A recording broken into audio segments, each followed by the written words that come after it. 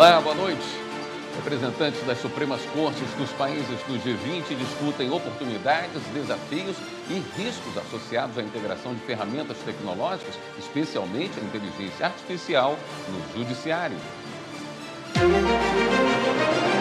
STF julga pedido para que Jair Bolsonaro não seja preso em investigação de golpe. Supremo analisa a legalidade da lei que obriga que o governo do Distrito Federal reserve pelo menos 5% das contratações para empregados com mais de 40 anos de idade. Tribunal Superior Eleitoral deve julgar recursos que pedem a cassação do mandato do senador Sérgio Moro, do União Brasil. 14 policiais militares do Rio de Janeiro são presos após serem denunciados por organização criminosa, corrupção passiva e peculato. Mulher que teve informações pessoais expostas em site de pesquisa de processos será indenizada. Judiciário do Rio Grande do Sul e cartórios instalam postos fixos para ajudar quem perdeu certidões de nascimento e casamento durante as enchentes que atingiram o estado. Jornal da Justiça desta quarta-feira, 14 de maio, começa agora.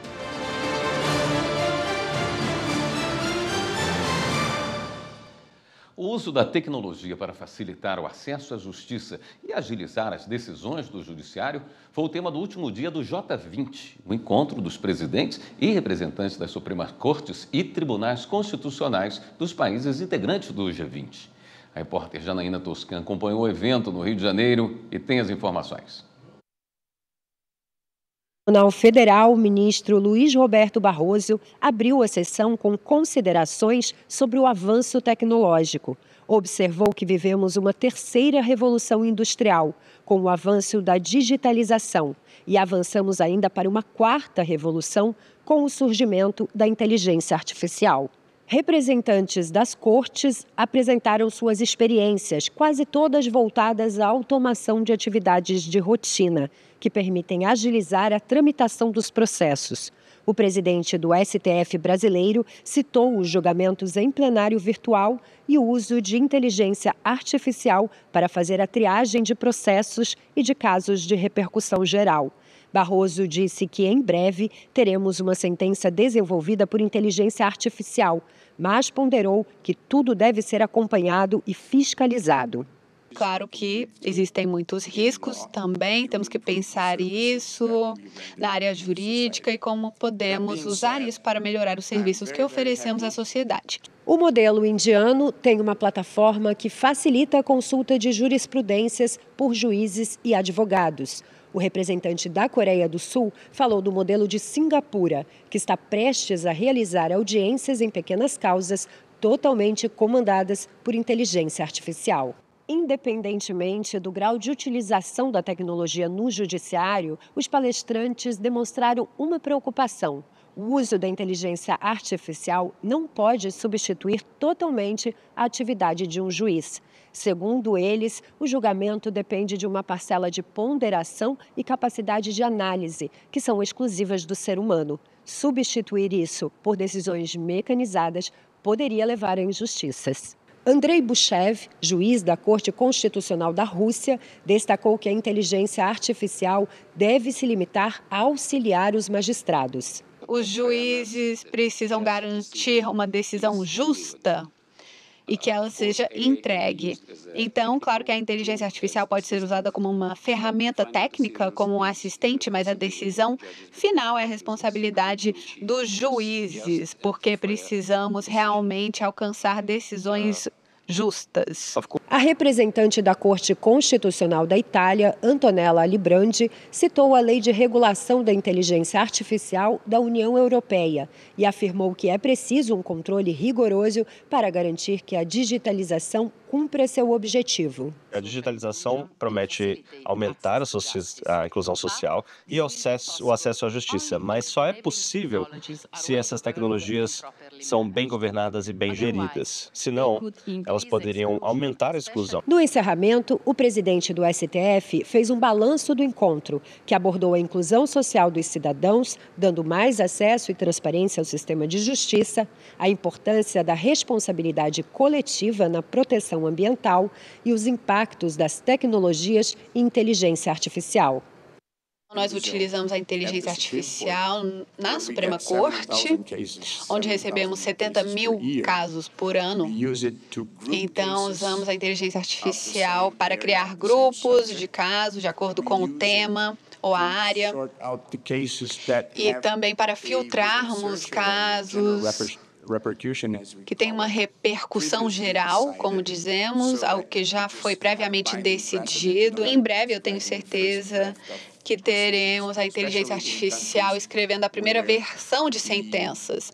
E claro que existem muitos riscos também, temos que pensar isso na área jurídica e como podemos usar isso para melhorar os serviços que oferecemos à sociedade.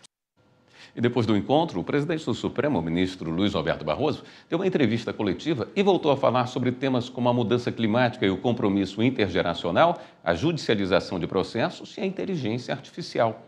O ministro destacou a importância do combate à desinformação e às deepfakes.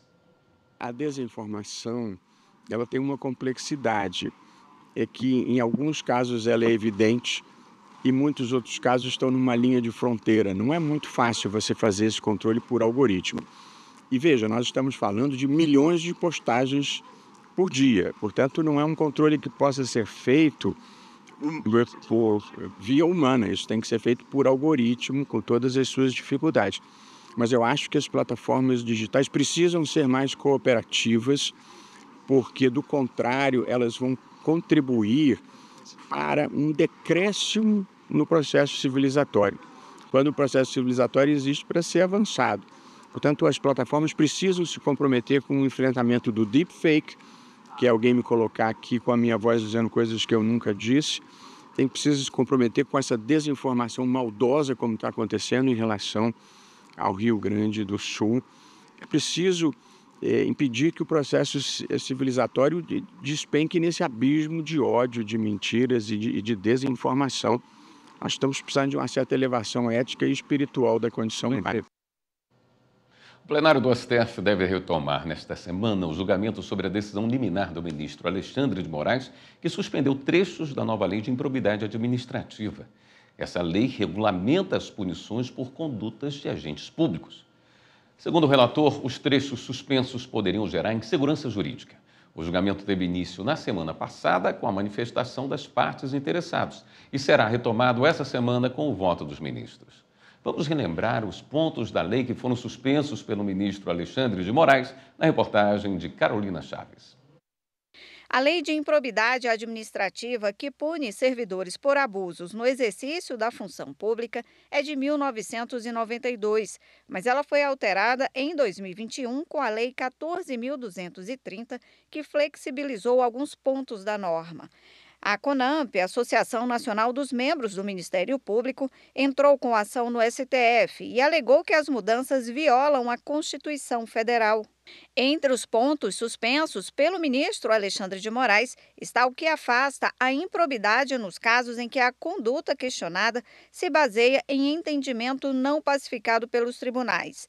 Segundo Moraes, embora o objetivo tenha sido proteger a boa-fé do poder público, esse critério é excessivamente amplo e gera insegurança jurídica, que pode esvaziar a efetividade da ação de improbidade administrativa. Outro ponto suspenso pelo ministro foi quanto à perda da função pública. A norma de 2021 prevê que o agente público só poderia perder o cargo no qual ele supostamente teria cometido o ato ilícito e não o cargo ocupado no momento da condenação. Na decisão, Alexandre de Moraes sustentou que essa medida pode favorecer o acusado por meio de troca de função ou, no caso, de demora no julgamento. O ministro também suspendeu o trecho da lei que considerava o intervalo entre a decisão colegiada e o trânsito em julgado da condenação na contagem do prazo de suspensão dos direitos políticos. Segundo Alexandre de Moraes, a suspensão dos direitos políticos por improbidade administrativa não se confunde com as regras previstas na lei de inelegibilidade. O ministro ainda suspendeu o trecho da lei que condicionava a aplicação do acordo firmado entre o MP e o acusado por improbidade administrativa à manifestação do Tribunal de Contas no cálculo do ressarcimento ao erário. Segundo o ministro, essa condição afasta a autonomia do Ministério Público. Moraes ainda entendeu que a decisão de um colegiado que absolve o acusado no âmbito criminal não impede que o processo também corra na esfera administrativa. E, por último, o ministro considerou que os atos de improbidade que envolvam recursos de partidos políticos devem ser responsabilizados também com base na lei de improbidade, para garantir o princípio constitucional da isonomia. A suspensão dos dispositivos por Moraes foi em liminar e deve ser referendada ou não pelo plenário da Corte. A seguir, STF julga pedido para que Jair Bolsonaro não seja preso em investigação de golpe. E ainda nesta edição, o TSE vai analisar recursos que pedem a cassação do mandato do senador Sérgio Moro, do União Brasil. Voltamos em instantes.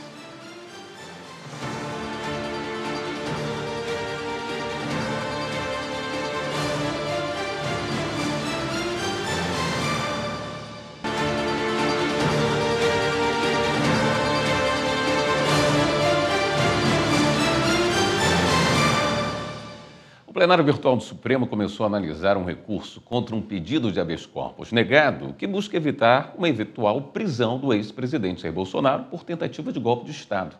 As informações com o repórter Pablo Lemos. O ministro Nunes Marques é o relator do caso na Suprema Corte. No julgamento em plenário virtual, ele manteve a decisão com base em jurisprudência do Supremo, segundo a qual não cabe habeas corpus originário para o Tribunal Pleno de Decisão de Turma ou do plenário do STF. No voto, o relator citou precedentes e disse que não verifica ilegalidade evidente a justificar a concessão da ordem de habeas corpus de ofício. Na primeira decisão que negou o pedido do ex-presidente, o ministro destacou que a parte impetrante não instruiu adequadamente os presentes autos, pois não juntou os documentos necessários à análise da existência do constrangimento ilegal por ela apontado, em especial o inteiro teor do ato judicial que teria sido proferido pelo Supremo Tribunal Federal. O relator disse ainda que é preciso ressaltar que não há nos autos qualquer manifestação de interesse ou de ciência do paciente autorizando a defesa técnica apresentada pelo impetrante. Bolsonaro está entre os investigados no inquérito que apura a tentativa de golpe de Estado entre o fim de 2022 e o início de 2023.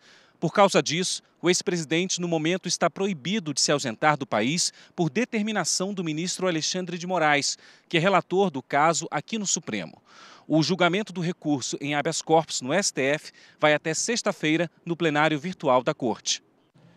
O Tribunal Superior Eleitoral deve começar a julgar na próxima quinta-feira os recursos que pedem a cassação do mandato do senador Sérgio Moro, do União Brasil. Repórter Evne Araújo tem as informações. O TSE vai julgar recursos do PL e do PT contra a decisão do Tribunal Regional Eleitoral do Paraná, que rejeitou a cassação do parlamentar no mês passado. Sérgio Moro foi acusado pelos partidos de gastos irregulares na pré-campanha, mas, por maioria de votos, o TRE absolveu o senador das acusações. À época, Moro fazia parte do Podemos e realizou atos públicos como pré-candidato à presidência da República. De acordo com o recurso apresentado ao Tribunal Superior Eleitoral, ao desistir da campanha presidencial e concorrer ao Senado pelo União Brasil, os demais candidatos ficaram em situação de desvantagem. Moro teria se beneficiado de altos investimentos financeiros antes de efetivamente se candidatar ao Congresso Nacional. O Partido Liberal apontou supostos gastos irregulares de 7 milhões de reais. Já o Partido dos Trabalhadores estima que esse valor chegue a 21 milhões de reais. A defesa de Sérgio Moro defende que o senador seja mantido no cargo e argumenta que a pré-campanha para disputar a presidência não interferiu na disputa ao Senado, porque os atos não foram realizados no Paraná. Na semana passada, o Ministério Público Eleitoral se manifestou contra a cassação do mandato do senador por abuso do poder econômico, justificando falta de provas. Os partidos PSB, Progressistas, Solidariedade e União Brasil exibem propaganda partidária nesta semana em rede nacional de rádio e televisão. Neste primeiro semestre, o União Brasil e o Progressistas têm 20 minutos de propaganda, totalizando 40 inserções para cada. O PSB tem direito a 10 minutos com um total de 20 inserções e o Solidariedade tem 5 minutos em 10 inserções. O tempo de propaganda partidária é definido com base na quantidade de parlamentares que cada partido elegeu nas eleições de 2022. Esse tipo de propaganda serve para divulgar a execução do programa do partido, as atividades no Congresso e o posicionamento das legendas em relação a temas políticos e ações da sociedade civil. E pelo menos 30% do tempo deve ser usado para promover a participação feminina na política. Operadoras do direito participaram de um curso em Cuiabá sobre recuperação judicial do produtor rural. Vamos ver como foi o evento promovido pelo Tribunal de Justiça de Mato Grosso. Os pedidos de recuperação judicial por produtores rurais cresceram 523% em 2023, em comparação com o ano anterior, segundo o levantamento da Serasa. O assunto traz posicionamentos divergentes entre os envolvidos e, para atualizar os profissionais da Justiça Estadual, a Escola Superior da Magistratura de Mato Grosso promoveu o curso Recuperação Judicial do Produtor Rural.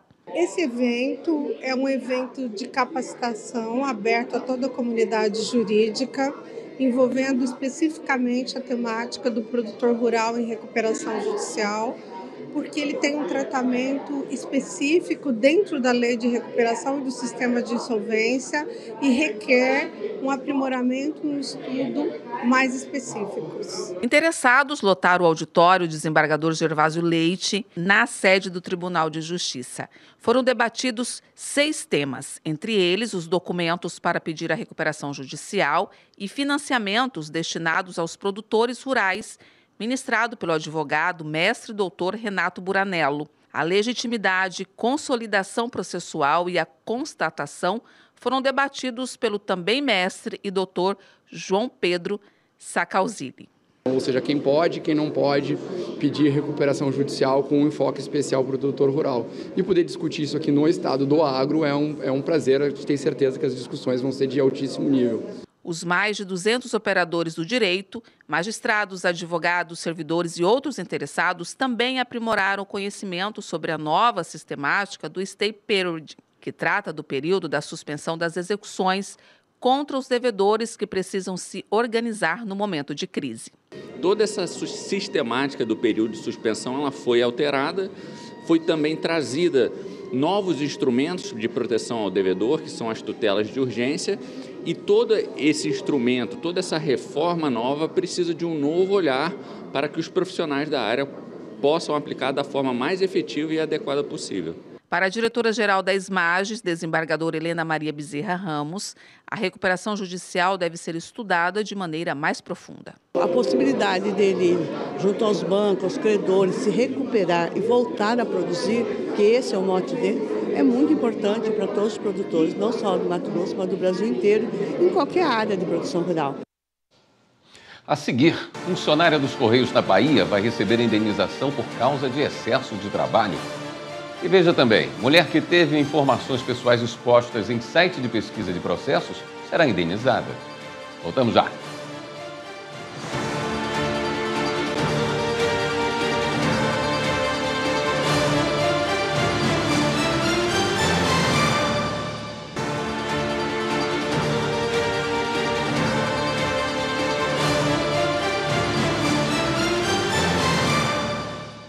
A Justiça de Brasília determinou que o Google e o site Jus Brasil retirem do ar o processo de mulher vítima de violência doméstica.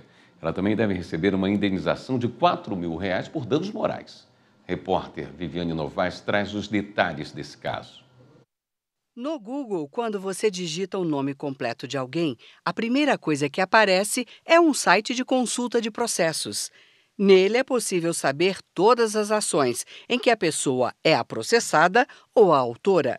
E quando o caso não é segredo de justiça, aparecem todos os detalhes do caso. Por causa dessa exposição, uma mulher vítima de violência doméstica entrou na justiça contra o Google e o site Jus Brasil. Ela argumentou que as empresas violaram sua honra e privacidade e também expuseram a situação de violência doméstica que sofreu. O 4º Juizado Especial Cível de Brasília determinou que o Google e o Jus Brasil removam conteúdos processuais com detalhes sensíveis das páginas indicadas pela autora da ação. Também condenou o site a pagar uma indenização de R$4 mil à mulher por danos morais. A juíza do caso entendeu que, mesmo que as empresas prestem um serviço público importante, elas devem fazer uma filtragem mínima para evitar a exposição indevida de pessoas. E que, ainda que o processo não seja segredo de justiça, os temas ligados a direitos de família e violência doméstica só devem ser publicados de forma restrita, sem identificar os envolvidos. De acordo com o advogado Flávio Grutti, as plataformas devem ter um filtro editorial e ocultar dados de pessoas quando o caso envolve assuntos sensíveis. Nós temos que fazer uma ponderação dos princípios da publicidade e da preservação da intimidade. Então, hoje, normalmente, quando você lança como critério de pesquisa o nome de uma pessoa, aparecem todos os processos eventualmente em curso e também os arquivados. Agora, quando nós temos processos que envolvam direito de família, por exemplo, tem o sigilo da Justiça. Agora, na hipótese de algum processo ligado à Lei Maria da Penha, às vezes não há o sigilo. Então, numa pesquisa aleatória, a intimidade familiar daquela mulher, por exemplo, vai ser publicizada para todos. E qual é a necessidade de expor algo tão íntimo que, de alguma forma, tenha ofendido a dignidade da mulher? O mundo não precisa saber disso. O mundo precisa, num círculo de rede de apoio, ter ciência dos fatos num campo limitado para ajudar aquela mulher. Mas depois que o processo já acabou ou que as medidas protetivas estão em curso, não há nenhuma finalidade de dar publicidade ampla. Eu creio, sim, que nessa situação as plataformas têm que fazer um juízo editorial mínimo para identificar aqueles conteúdos sensíveis que possam expor a intimidade da mulher. Os Correios vão ter que indenizar uma funcionária por excesso de trabalho. A decisão do Tribunal Regional do Trabalho da 5ª Região da Bahia, como mostra Carolina Chaves. Na ação, a advogada alegou que enfrentava uma carga de trabalho excessiva e prazos curtos, além de ter que trabalhar com gestores autoritários. Por causa disso, ela foi afastada por estresse agudo e depressão. Os Correios alegaram que a advogada estava insatisfeita com a reestruturação da empresa e que o descontentamento da funcionária não significava assédio moral. Mas a maioria dos desembargadores do TRT5 reconheceu que a funcionária trabalhava em um ambiente com assédio moral estruturado na empresa, comprovado por meio de documentos, denúncias e processos administrativos. Dessa forma, manteve o valor da indenização em R$200 mil a ser pago pelos Correios, além de determinar o trabalho da advogada em regime de home office. Após denúncia do Ministério Público do Rio de Janeiro, 14 policiais militares foram presos no estado. Eles devem responder pelos crimes de organização criminosa, corrupção passiva e peculato. Os agentes da Coordenadoria de Segurança e da Corregedoria da Polícia Militar cumpriram os mandados de prisão e de busca e apreensão expedidos pelo juízo da Auditoria Militar. Os policiais eram lotados no 39º Batalhão da Polícia Militar nos anos de 2019 e 2020, quando praticaram os crimes. As investigações revelaram que a organização criminosa tinha a finalidade de cobrar propina de comerciantes e mototaxistas. Também foram identificados crimes de peculato, com apreensão e posterior desvio de drogas, armas de fogo, aparelhos celulares e peças de veículos. Prefeituras de municípios de Mato Grosso e a Secretaria de Saúde Estadual receberam do Ministério Público Federal uma recomendação para que seja garantido o direito das mulheres terem acompanhantes durante a realização de consultas e exames. Repórter Márcio Fontinelli. A recomendação pede que as prefeituras e a Secretaria de Saúde do Estado de Mato Grosso enviem orientações para as unidades de atendimento, tanto públicas quanto privadas, para que cumpram a lei que autoriza mulheres a ter acompanhantes durante consultas e exames. Entre as medidas, o Ministério Público Federal indicou que sejam colocados em hospitais e centros clínicos cartazes e cartilhas, informando sobre esse direito. Caso as orientações não sejam respeitadas, o MPF pode entrar com ação judicial contra os responsáveis. O Tribunal Superior do Trabalho promoveu o 2º seminário Caminhos para a Efetividade da Execução Trabalhista. O evento abordou temas como a execução individual de sentença coletiva e os reflexos no processo do trabalho, procedimento de recuperação judicial e falência. Quem acompanhou foi a repórter Samanta Flor. O evento foi realizado na sede do TST em Brasília e reuniu magistradas, magistrados, servidoras e servidores que atuam na Justiça do Trabalho na fase de execução. O presidente do TST e do Conselho Superior da Justiça do Trabalho, ministro Lélio Bentes Corrêa, participou da abertura do encontro. Segundo o presidente, muito já vem sendo feito para se alcançar a efetividade nas fases de execução, mas alguns desafios ainda precisam ser superados. Pouco a pouco, estamos vencendo um resíduo importante de 2.700.000 execuções ainda a concluir.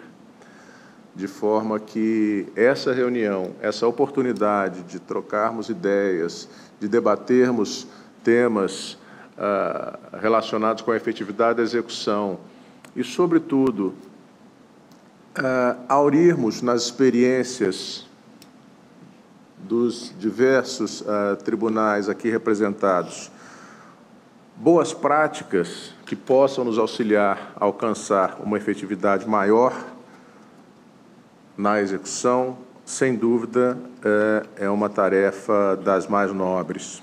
O evento foi promovido pela Comissão Nacional de Efetividade da Execução Trabalhista, CNET, em parceria com a Escola Nacional de Formação e Aperfeiçoamento de Magistrados do Trabalho, ENAMAT.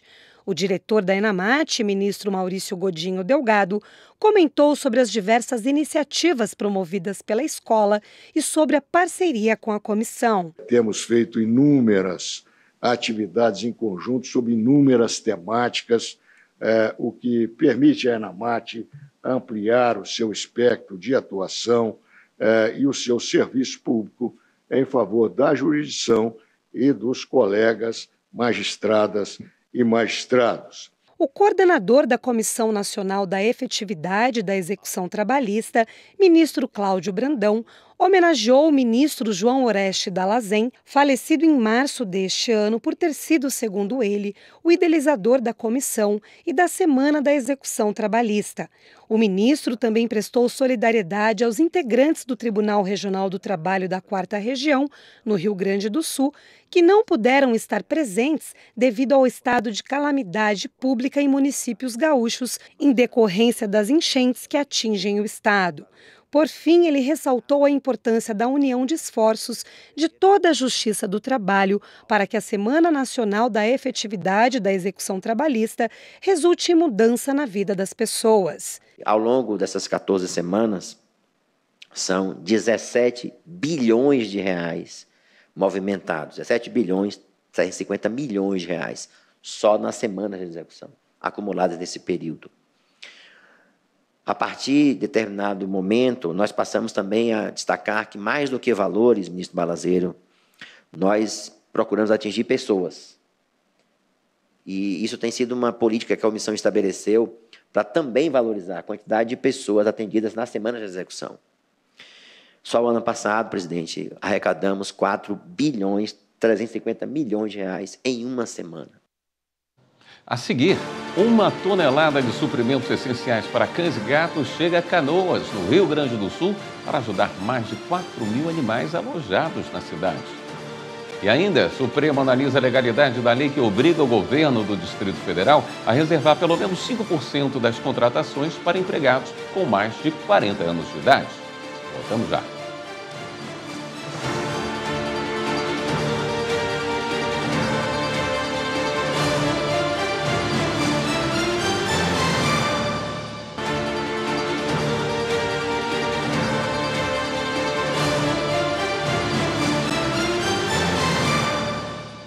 Uma lei do Distrito Federal que reserva vagas na administração para maiores de 40 anos é julgada no plenário do Supremo em sessão virtual. A maioria dos ministros já se manifestou pela validade da norma. Quem tem os detalhes desse caso é Marta Ferreira. A lei é de 2008 e determina que o governo do Distrito Federal deve contratar, no mínimo, 5% do quadro de empregados da administração direta e indireta, pessoas com mais de 40 anos de idade. A lei distrital assegura também a essas pessoas a reserva de 10% das vagas em serviços contratados por meio de licitação, que incluam fornecimento de mão de obra. A lei foi uma iniciativa da Câmara Legislativa do DF. A norma foi contestada no Supremo pelo governador do Distrito Federal, que alegou ofensa à competência privativa da União de legislar sobre o direito do trabalho e sobre as normas gerais relativas às licitações e contratos. Além disso, argumenta que a lei fere a prerrogativa do chefe do Poder Executivo quanto à criação de cargos e os princípios da livre iniciativa e concorrência. Assim, pede que os ministros declarem que a lei é inconstitucional. O pedido foi levado para análise no plenário virtual sob a relatoria do ministro Edson Fachin. Ele votou no sentido da validade da norma, entendendo que a fixação de um percentual mínimo de contratação pelo poder público de empregados com mais de 40 anos não é matéria relativa à relação empregatícia e, portanto, não se encontra regida pela consolidação das leis trabalhistas. Para Fachin, a lei promove valores constitucionais como da isonomia e do direito social ao trabalho. Trata-se, portanto, de privilegiar a solução dada pelo legislador local, reconhecendo que eventual lacuna deixada pelo ente central deve ser vista como possibilidade de atuação dos demais entes federativos, não cabendo ao Poder Judiciário a míngua de definição legislativa retirar a competência normativa de determinado ente, sob pena de tolher-lhe sua autonomia constitucional. Até agora, 8 ministros já acompanharam o voto do relator. O prazo para encerrar o julgamento é sexta-feira. A Caixa Econômica recebeu do Ministério Público Federal um ofício com um pedido de informações sobre a suspensão da aplicação das provas do concurso público apenas para os moradores do Rio Grande do Sul, que têm sofrido com os desastres naturais. Márcio Fontinelli. A preocupação do Ministério Público Federal é se a suspensão do concurso no Rio Grande do Sul, em função dos alagamentos causados pelos temporais, vai prejudicar os candidatos inscritos no estado. A prova está prevista para acontecer no dia 26 de maio, mas o MPF solicitou que o cancelamento da aplicação do exame seja em todo o país e não apenas para os gaúchos. O concurso nacional da Caixa Econômica Federal oferece 4.000 vagas de níveis médio e superior.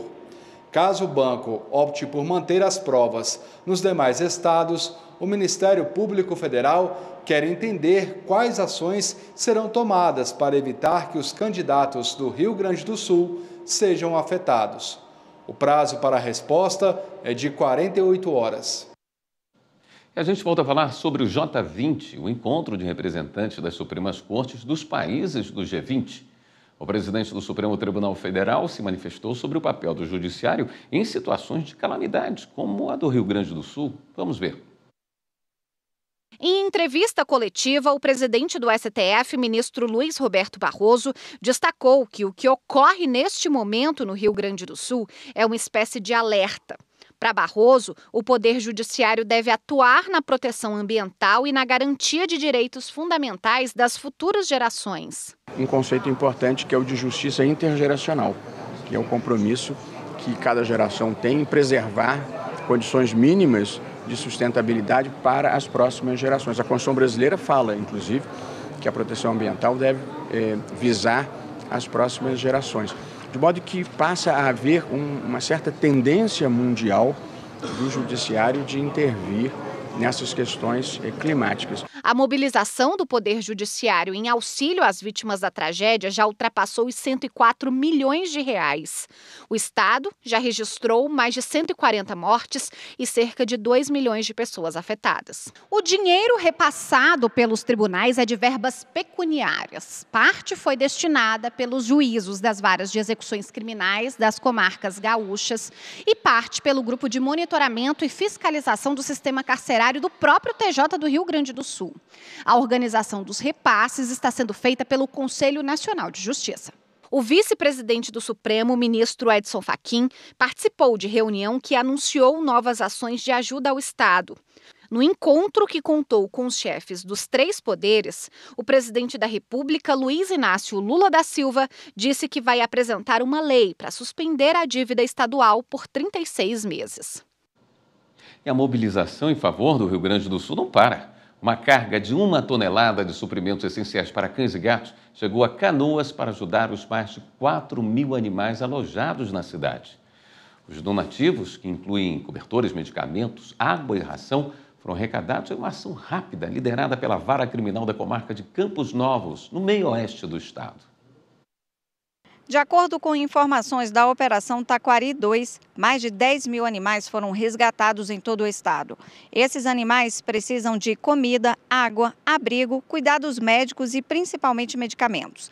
Na Universidade Ubra, centenas de cães e gatos estão abrigados em 8 pavilhões.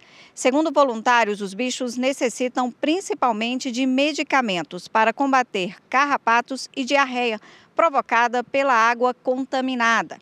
Considerando que os animais permanecerão abrigados por um longo período, os voluntários planejam realizar outra campanha em breve para continuar ajudando os animais necessitados. Agora vamos ver uma decisão da 3ª turma do Superior Tribunal de Justiça envolvendo venda prematura de bem pelo credor fiduciário. Quem explica é a repórter Michele Chiapa.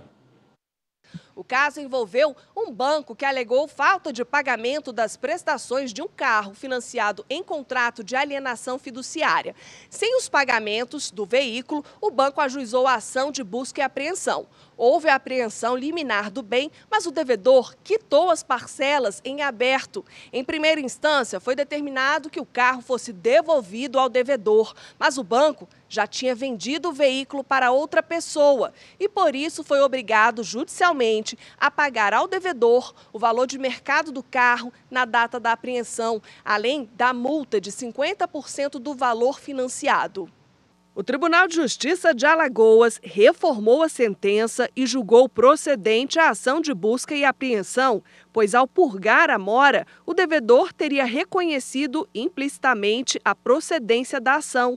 Porém, como o banco alienou o carro sem autorização judicial, foi mantida a condenação do pagamento do valor do bem mais a multa. Para o relator do recurso especial no STJ, ministro Marco Aurélio Belize, embora o carro tenha sido alienado antecipadamente pelo banco credor, o Tribunal Estadual julgou a busca e apreensão procedente, o que torna inaplicável a multa de 50% em favor do devedor. Assim, por unanimidade, o recurso especial foi provido pela 3ª turma, que afastou a multa de 50% sobre o valor originalmente financiado em contrato de alienação fiduciária. O colegiado entendeu que essa multa não pode ser aplicada quando a sentença de improcedência da ação de busca e apreensão é revertida em recurso. No próximo bloco, a gente fala sobre a 3ª edição do projeto Diálogos com o Supremo.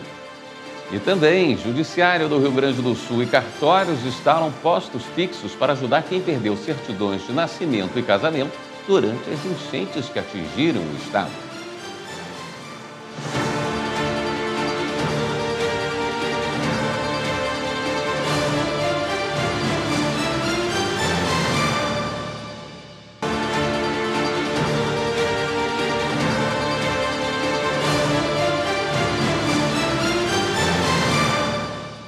O plenário do Supremo considerou válidas as restrições previstas na lei das estatais sobre indicação de políticos a conselhos de administração e diretorias de empresas públicas e de economia mista.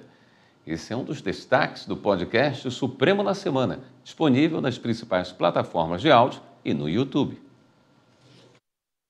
No plenário, prevaleceu a divergência aberta pelo ministro André Mendonça para considerar válida a proibição para indicar ministros de Estado, secretários estaduais e municipais e titulares de cargo natureza especial, entre outros, para o Conselho de Administração e Diretoria de Empresas Estatais. A ação foi apresentada por um partido político questionando a Lei das Estatais de 2016, criada para combater a corrupção e apadrinhamento político nas empresas públicas. A consultora jurídica Gisele Reis explica que os representantes de partido político devem escolher entre assumir um cargo na estatal ou continuar no diretório. O que prevaleceu foi isso, olha, se você quer ser nomeado para uma empresa estatal, você não pode estar concomitantemente, assumindo ali o cargo de ministro, também não pode estar na direção do partido, nem ter participado de uma campanha eleitoral. E a justificativa foi de não levar os interesses partidários, que são interesses mais restritos ali à legenda, no âmbito de um ambiente que precisa ter mais interesse público e não um interesse ali privado, que seria o interesse dentro dos partidos. No podcast também tem um comentário sobre o início da análise da ação que questiona a reforma administrativa. A discussão trata da punição por condutas irregulares de agentes públicos. Esse caso está previsto para ser retomado esta semana no plenário da Corte. E amanhã tem mais uma edição do Diálogos com o Supremo, um projeto de difusão do conhecimento jurídico sobre temas relevantes e atuais. Esta terceira edição vai contar com a participação do presidente do Conselho Constitucional da França, Laurent Fabius, do presidente do STF, ministro Luiz Roberto Barroso, e do ministro Herman Benjamin, do STJ. A abertura está marcada para as 10h30 da manhã e o tema em debate será Justiça e Meio Ambiente, o papel do Judiciário. O encontro é aberto ao público e as inscrições podem ser feitas no site do Tribunal, stf.jus.br. O Judiciário do Rio Grande do Sul e cartórios passaram a oferecer postos fixos para ajudar quem perdeu certidões de nascimento e casamento durante as cheias. Essas certidões serão emitidas de graça. Evne Araújo. Haverá 7 locais na capital gaúcha, incluindo o Foro Regional do Partenon e os cartórios de Bonfim, Cristal e Sarandi. O serviço, que já estava sendo feito de forma emergencial nos abrigos temporários, agora busca alcançar também pessoas que foram desalojadas e estão em casas de parentes ou amigos. Além de certidões de nascimento e casamento, estrangeiros que moram no Brasil e foram afetados pelas enchentes podem pedir o Registro Nacional de Imigrantes nesses postos. O programa Recomeçar é Preciso é uma parceria entre a presidência do TJ do Rio Grande do Sul, a Corregedoria Geral da Justiça, o Conselho Nacional de Justiça e os cartórios de registro civil do Estado, e já ajudou mais de 2.900 pessoas nos abrigos temporários de Porto Alegre e cidades do interior. Todos os endereços e horários estão disponíveis no site tjrs.jus.br. O Programa de Regularização Fundiária do Judiciário Alagoano entregou mais de uma centena de títulos de propriedade a famílias de baixa renda. Repórter Lídia Lemos. 113 títulos de propriedade foram entregues a moradores de Piranhas pelo Programa de Regularização Fundiária do Poder Judiciário de Alagoas, o Moradia Legal. O comerciante Marlon Rocha comemora ter recebido o documento que legaliza sua casa depois de 25 anos sem ter comprovação nenhuma. Isso é um grande orgulho para nós, depois de tantos anos que a gente tentou esse título, está recebendo ele nesse exato momento. Para nós que somos da cidade de Piranhas, isso é um grande momento para nós. Quem conduziu a entrega em Piranhas foi o vice-presidente do TJ, Orlando Rocha Filho, que relembrou o início do Moradia Legal, que aconteceu na cidade, hoje beneficiada novamente. Esse programa Moradia Legal foi introduzido no Tribunal de Justiça do Estado de Alagoas, nos idos de 2005 aproximadamente, pelas mãos do desembargador Washington Luiz Damasceno Freitas. Sua Excelência, à época, Corregedor-Geral da Justiça do Estado de Alagoas, tomando conhecimento da existência exitosa do programa no estado do Rio Grande do Sul, determinou que sua assessoria fosse a Porto Alegre, à época, para colher informações a respeito dessa experiência exitosa lá no Rio Grande do Sul e, em seguida, propôs um projeto de resolução e que se transformou nesse programa com esse êxito registrado em todo o estado de Alagoas. A primeira-dama de Piranhas, Leilane Freitas, que representou o prefeito Tiago Freitas na solenidade, destacou a importância social do projeto do Poder Judiciário, que já beneficia mais de 3.000 famílias nessa 6ª edição do projeto. Hoje é um dia de alegria para 114 famílias aqui do nosso município que estão recebendo essa titularidade, né, de casas que elas já possuem há 30 anos, mas que hoje elas estão conseguindo receber, né, a titularidade. Então, dá o direito a elas de poderem ir até um banco, pegar um crédito para fazer uma melhoria habitacional, para fazer uma ampliação. E a casa da gente é o lugar mais sagrado que a gente tem. Então, eu acredito que seja de uma grandiosidade, né, esse título que elas estão recebendo hoje. O programa Verde Novo do Judiciário de Mato Grosso promoveu ações em diversas instituições. Fernanda Fernandes.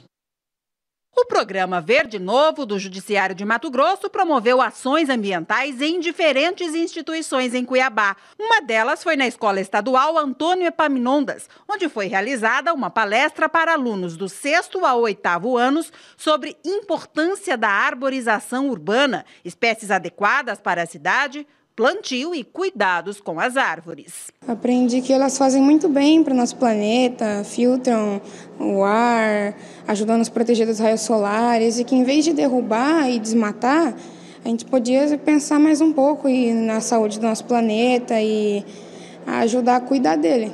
Na sequência, foram distribuídas para toda a comunidade escolar mudas de árvores nativas e frutíferas. Uma manhã inteira sobre educação ambiental que casou muito bem com as atividades já desenvolvidas pela unidade. Nós já trabalhamos algumas habilidades e isso dentro do currículo é muito importante, né, para que as crianças possam conhecer, desenvolver, e o projeto veio mesmo só para agregar e aumentar nosso conhecimento. Um dos principais e mais antigos parceiros do programa Verde Novo, a Energisa, também participou da programação. Esse projeto ele ajuda a divulgar quais são as espécies indicadas para plantio dentro do município, né? Aquelas que não vão afetar o sistema de energia elétrica, o sistema de saneamento, a mobilidade no calçamento. Então, a importância desse projeto é exatamente isso. A gente está criando valores, criando informação ambiental para a nova geração. Já no Pantanal Shopping, o Verde Novo distribuiu 150 mudas durante o lançamento do game ambiental Amazônia Viva, que fala sobre a preservação da floresta amazônica de modo lúdico e consciente. O desafio, dividido em 5 fases com espécies em extinção, está disponível na plataforma Steam para computador. E além do jogo, o responsável falou sobre a parceria com o Poder Judiciário. O Poder Judiciário, através do Projeto Verde Novo, é o super parceiro aí da sustentabilidade, é uma referência. E agora, nesse mês de maio, completando aí o TJ, 150 anos de existência, a gente fica muito grato com essa parceria e de prontidão foi disponibilizado mudas nativas, né, aqui da floresta amazônica. O Jornal da Justiça fica por aqui. Na sequência, você acompanha a sessão plenária do Tribunal Superior Eleitoral. E na Rádio Justiça, fique com a Voz do Brasil. Uma boa noite para você.